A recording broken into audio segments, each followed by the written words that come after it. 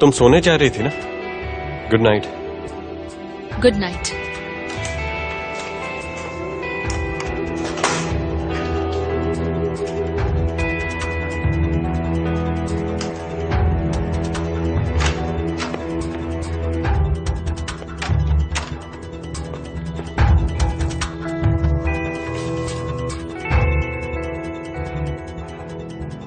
वो अभी घर आया है और लैपटॉप पर कुछ काम कर रहा है।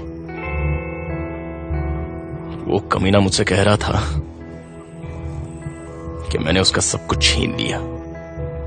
मुझसे कह रहा था, मुझे साला सीधे इल्जाम लगा रहा था मुझ पे। Excuse me. वो अभी घर आया है और लैपटॉप पर कुछ काम कर रहा है। वो कोई तैयारी कर रहा है। कहता है कि सबका ऐसा पर्दाफाश करूंगा कि लोगों को मुंह छिपाने की जगह नहीं मिलेगी। मैं और कुछ नहीं पूछ सकी उससे। देमत है, तुम्हें गुड नाइट कह रही है। मेरी तरफ से भी गुड नाइट बोल दो। अब ध्यान से सुनो, अपने मोबाइल से सारे मैसेजेस अभी डिलीट कर देना। तुम कुछ कह रहे थे। हाँ, जब मैं जेल से बाहर आया तो उससे नाराज था। सिर्फ उससे ही नाराज नहीं था, पूरी दुनिया से था। और फिर क्यों ना होता। जरा सोच कर देखो शेरिफ, मैंने अपनी जिंदगी के 4 साल गंवाए थे। 4 साल कम नहीं होते।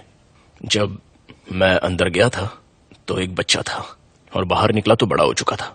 अपना सारा लड़कपन मैंने अंदर ही खो दिया था। जब मैं बाहर निकला तो एक चिड़चिड़ा इंसान, एक गुस्सैल इंसान बन के बाहर निकला। मेरे सारे सपने टूट गए।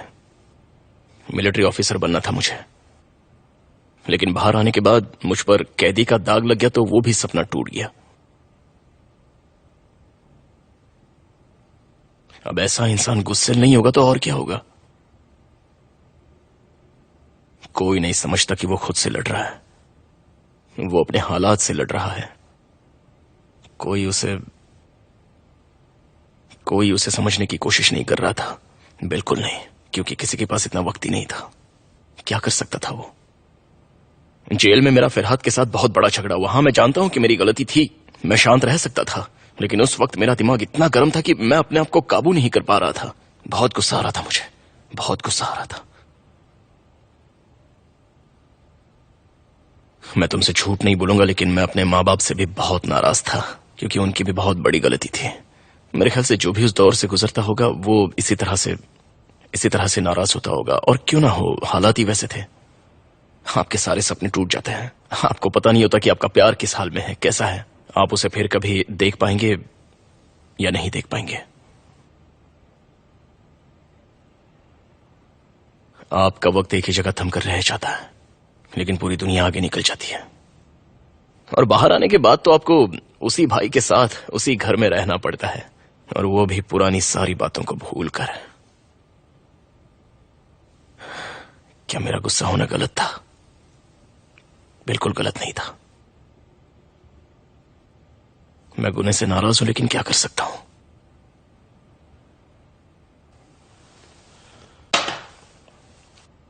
यही सोचकर मैं एक दिन गुस्सा हो जाता हूं और दूसरे दिन सब भूल जाता हूं। लेकिन क्या करें, दोनों इस तरह से ऐसे जुड़े हुए हैं कि हम दोनों का सामना कहीं ना कहीं किसी ना किसी मोड़ पर हो ही जाता है। लेकिन यह भी सोचता हूं कि जो होना था वो हो गया, अब उसे उठाकर क्या कर सकते हैं। लेकिन आप अतीत को नहीं भूल सकते हैं, चाह कर भी कभी नहीं भूल सकते हैं। वो हर पल आपके साथ रहता है, साए की तरह आपका पीछा करता है। आपको साए से पीछा छुड़ाने के लिए अंधेरे का सहारा लेना पड़ता है। मैंने सब कुछ एक्सेप्ट किया, सब कुछ भुला दिया मैंने, लेकिन जरा उस कमीने को तो देखो, साला दारू पीकर मेरे सामने खड़ा होकर बोलता है।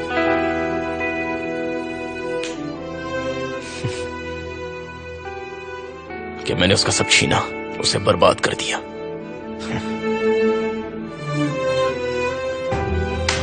अपने दिल की सारी बातें बोल दो, सारे गम हल्के कर दो।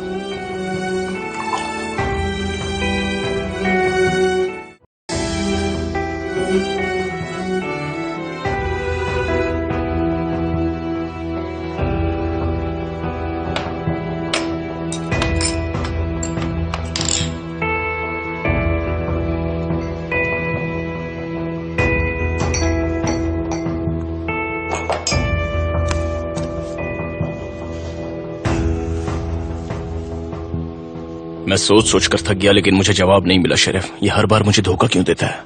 अब तो मैं भूल भी चुका हूं कि कितनी बार मुझे धोखा दिया, क्योंकि अब ये याद करके कोई फायदा भी नहीं, कोई फायदा नहीं। मैं तो उसे बदला लेने के लिए भी कभी नहीं सोचता।